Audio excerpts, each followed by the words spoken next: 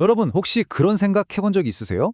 우리 눈에는 보이지 않는데 내 지갑 사정이나 일상에 직접적으로 영향을 미치는 어떤 거대한 힘이 있다는 거요. 네, 그게 바로 국제 경제입니다. 오늘은 바로 이 거대한 시스템이 대체 어떻게 돌아가는 건지 그 속을 한번 같이 들여다보려고 합니다. 자, 그럼 시작해 볼까요? 이 엄청난 이야기를요, 아주 개인적이고 또 우리 모두가 공감할 만한 그런 경험에서부터 한번 풀어볼게요. 자, 이런 경험 다들 한 번쯤 있으실 거예요.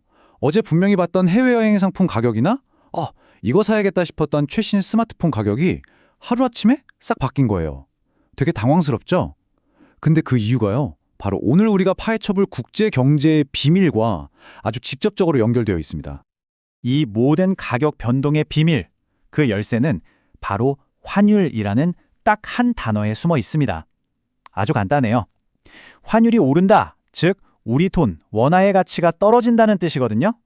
그러면 수입품이나 해외 여행이 비싸지는 거고요. 반대로 환율이 내리면 모든 게 더 싸지는 거죠. 이게 바로 국제 경제가 우리 지갑에 직접적으로 말을 거는 방식이라고 할 수 있습니다. 네, 맞아요.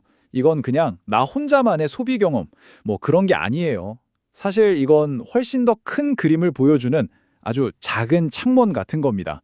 바로 전 세계가 얼마나 끈끈하게 하나로 묶여 있는지를 보여주는 거죠. 자, 그럼 이제부터 시야를 확 넓혀볼까요?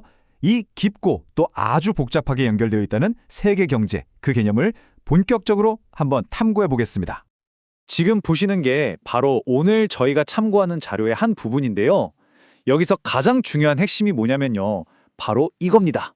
국가 간의 경제적 의존성이 그 어느 때보다 높아지고 있다. 모든 이야기는 바로 여기서부터 시작된다고 할 수 있어요. 아니 근데 왜 이렇게까지 서로 연결되어 있는 걸까요?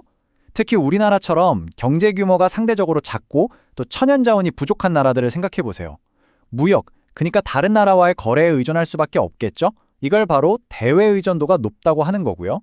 여기에 자본이나 노동력도 요즘엔 국경을 그냥 막 넘나들잖아요. 그렇기 때문에 정말 지구 반대편에서 일어나는 사소해 보이는 사건 하나가 우리나라 시장에 바로바로 영향을 미치게 되는 겁니다. 정말 이 문장 하나가 모든 걸 설명해 주는 것 같아요.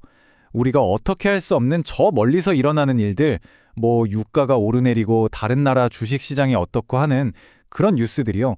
결국에는 돌고 돌아서 내 주머니 사정에 영향을 준다는 거죠. 바로 이게 우리가 국제경제를 꼭 알아야만 하는 이유입니다. 맞아요.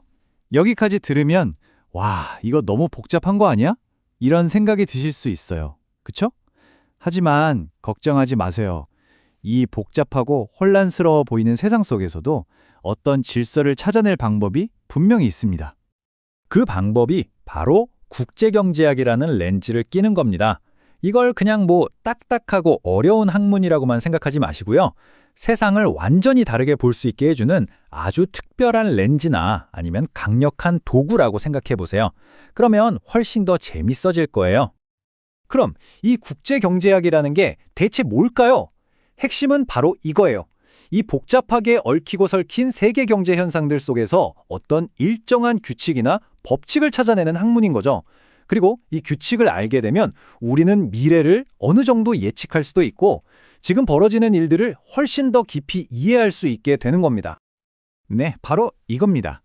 매일같이 뉴스에서 쏟아지는 수많은 경제 정보들, 그 속에서 허우적대면서 길이를 잃는 게 아니라 그 뒤에 숨어있는 거대한 흐름과 패턴을 딱 읽어낼 수 있는 힘, 그걸 길러주는 게 바로 국제경제학인 거죠. 예를 한번 들어볼까요? 여기 숫자가 하나 있죠. 13,205달러. 이게 뭘까요? 이게 바로 2022년에 세계은행이 정한 기준인데요. 1인당 국민 총소득이 이 숫자를 넘으면 이 나라는 고소득 국가구나 이렇게 판단을 하는 겁니다. 바로 이런 명확한 기준이 있기 때문에 우리가 복잡한 세계 경제 속에서도 각 나라가 어느 정도 위치에 있는지 파악하고 서로 비교도 할 수 있는 거죠. 이런 기준 하나만 딱 알고 있어도 경제 뉴스를 볼 때 훨씬 더 명확하게 이해가 되기 시작합니다. 자, 그럼 이제 지금까지 이야기한 이 모든 조각들을 한번 하나로 모아볼까요? 이 새로운 관점이 대체 어떻게 여러분에게 강력한 힘이 되어줄 수 있는지 지금부터 알아보겠습니다. 이 분야를 이해하는 건요, 그냥 교양이나 지식을 쌓는 그런 차원을 넘어섭니다. 이건 필수적인 거예요. 특히 우리나라처럼 세계와의 연결이 정말 중요한 경제 환경에서 살아가는 우리에게는요, 국제 경제를 이해하는 건 선택이 아니라 어떻게 보면 생존과 성장을 위한 필수 능력이라고 할 수 있습니다. 그래서 오늘 우리가 함께 이야기한 내용을 딱 정리하면 여러분의 머릿속에 이런 새로운 경제 도구함이 하나 생긴 거라고 볼 수 있습니다. 첫째, 복잡한 세계적인 사건들 이면에 어떤 힘이 작용하는지 볼 수 있게 되고요. 둘째, 쏟아지는 무역이나 금융 관련 헤드라인을 그냥 보는 게 아니라 해독할 수 있게 되죠. 그리고 마지막으로 가장 중요한 건데요. 이런 세계적인 흐름이 결국 나의 삶과 어떻게 연결되는지를 딱 인지할 수 있게 되는 겁니다. 이제 여러분은 더 이상 그냥 수동적으로 정보를 받아들이는 관찰자가 아닙니다. 오늘 여러분이 손에 넣은 이 새로운 렌즈, 이 새로운 시각을 통해서 과연 내일 아침 신문에 나올 경제 기사를 어떤 눈으로 읽게 될까요? 한번 기대하는 마음으로 생각해 보시면 좋겠습니다.